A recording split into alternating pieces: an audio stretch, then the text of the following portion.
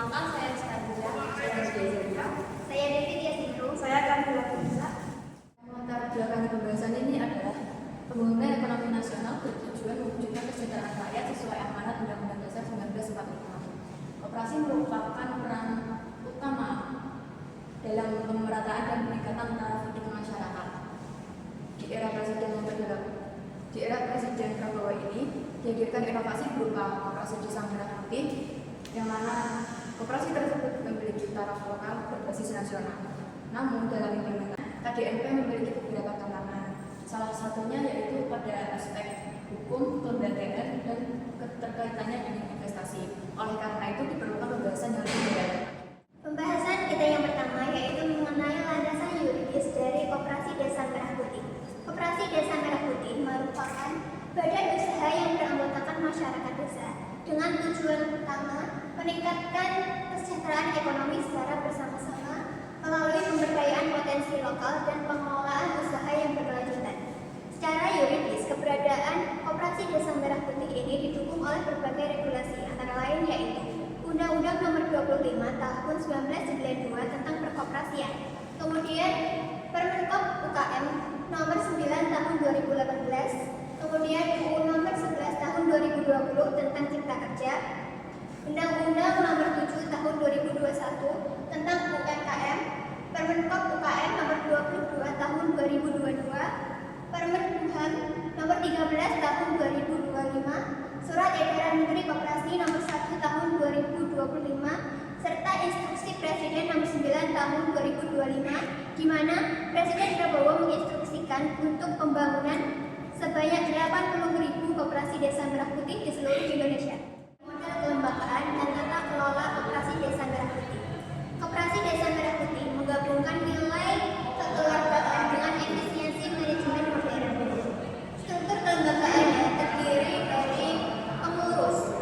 Jumlah pengurus Koperasi Desa Merah Putih berjumlah paling sedikit 5 orang yang terdiri dari ketua, wakil ketua bidang usaha, wakil ketua bidang keanggotaan, sekretaris dan bendahara. Kemudian pengawas. Pengawas koperasi harus ganjil dan paling sedikit 3 orang. Kemudian ada pengelola Koperasi Desa Merah Putih.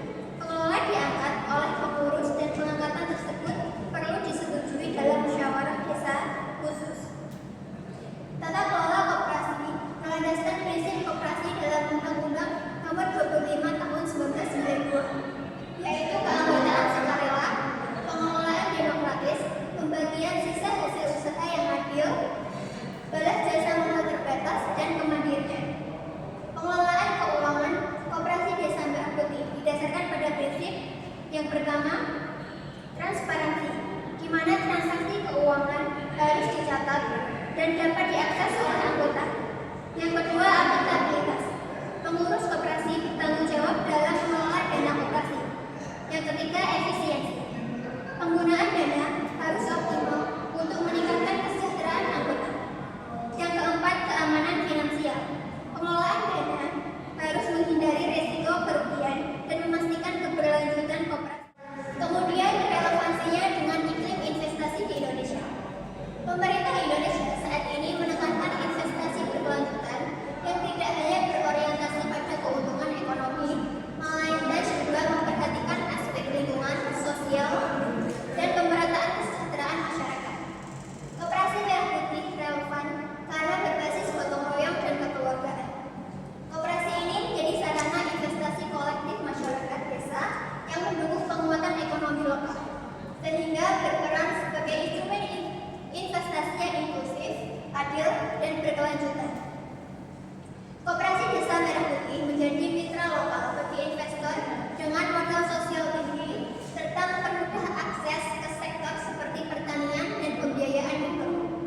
Pemerintah juga mendorong koperasi sebagai bagian strategi investasi melalui ekonomi kerakyatan, pemberdayaan UMKM, dan hilirisasi desa. Dengan demikian, koperasi menjadi jembatan antara masyarakat dan investasi nasional serta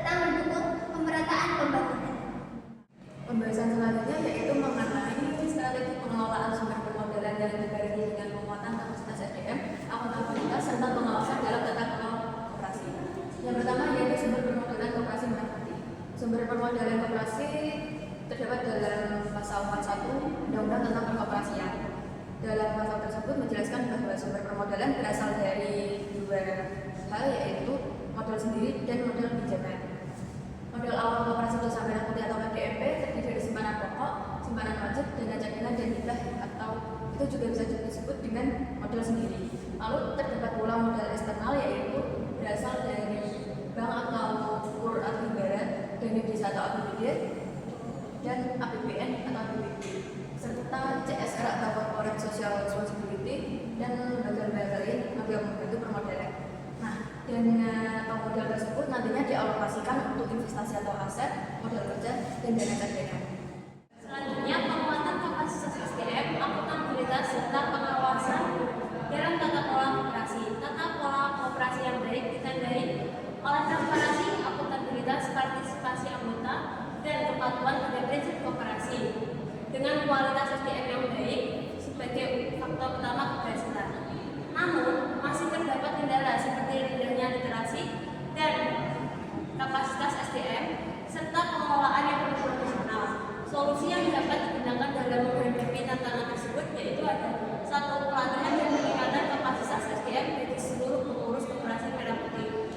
2. Penerapan standar akuntansi keuangan atau SAK. Mulai tahun 2025, seluruh pengurus koperasi diwajibkan memiliki kompetensi dalam menyusun laporan keuangan yang akurat, sistematis, dan transparan. Penerapan SAK ini bertujuan menciptakan keseragaman laporan keuangan koperasi agar sejalan dengan lembaga keuangan formal. Selanjutnya ada digitalisasi koperasi. Kemudian akuntabilitas penting dalam koperasi untuk memastikan pengelolaan yang transparan dan dapat dipertanggungjawabkan.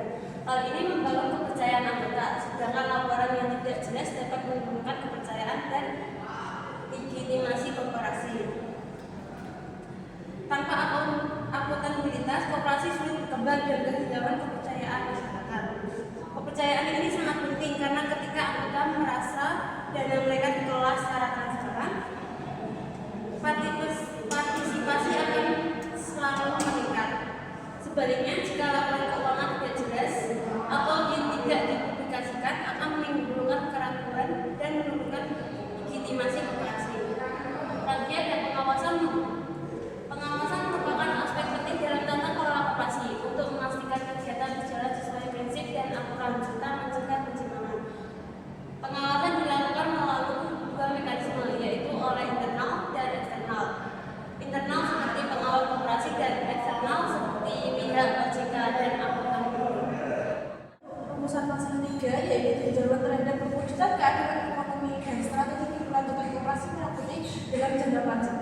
Adapun keadilan ekonomi, yaitu tujuan keadilan ekonomi yaitu pembagian hasil dari sisa hasil usaha yang anggota, akses ekonomi yang merata dengan mempunyai prinsip yaitu keanggotaan yang secara terbuka dan non-diskriminatif. Namun pada dasarnya fakta lapangan yang saat ini terjadi masih belum optimal karena masih dalam tahap pengembangan.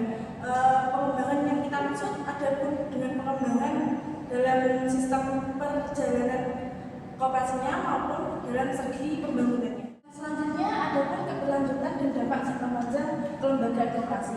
Penguatan koperasi perlu difokuskan pada 3 pilar utama. Yang pertama transparansi kelembagaan, yang kedua digitalisasi manajemen dan integrasi pasar. Saya jelaskan satu-satu.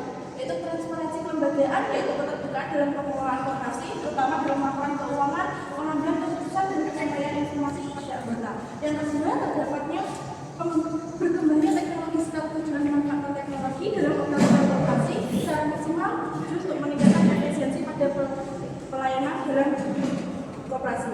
Yang ketiga terdapat integrasi pasar, yaitu untuk meningkatkan efisiensi dan daya saing. Integrasi pasar berfokus pada upaya menghubungkan koperasi dengan jaringan pasar yang lebih luas, baik melalui kemitraan, distribusi maupun platform digital yang saat ini sudah berkembang dengan lebih baik daripada zaman-zaman sebelumnya. Saya akan membahas tentang analisis dampak KDMP terhadap langsung toko. Pada dasarnya, dampak koperasi desa merah putih terhadap toko bukan hanya terdapat pada masalah internal, namun pada rantai reaksi yang mengancam eksistensi toko, terutama di era digital ini di mana pelanggan punya alternatif untuk memilih memakai jasa produksi karena heterogenitas yang semakin mahal. Untuk bertahan, toko harus segera mengadopsi teknologi berbasis internet agar dapat bersaing dengan berbagai kompetitor lain yang terbaru. Dan yang kita bahas saat ini adalah program pemerintah KDMP. KDMP dapat merancang kelangsungan toko dalam forum bisnis retail secara keseluruhan karena mempengaruhi popularitas, reputasi, dan operasional. Yang terakhir adalah kesimpulan.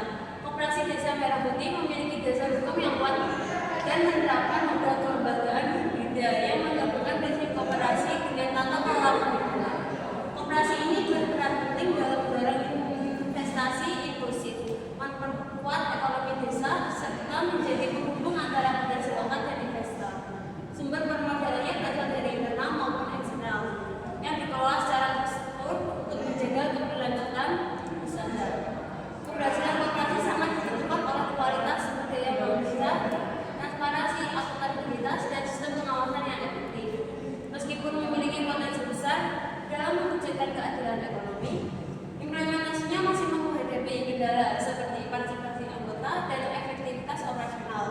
Oleh karena itu, keberlanjutan kooperasi memerlukan kekuatan kelembagaan, digitalisasi, serta kolaborasi dengan sektor agar dapat memberikan dampak nyata bagi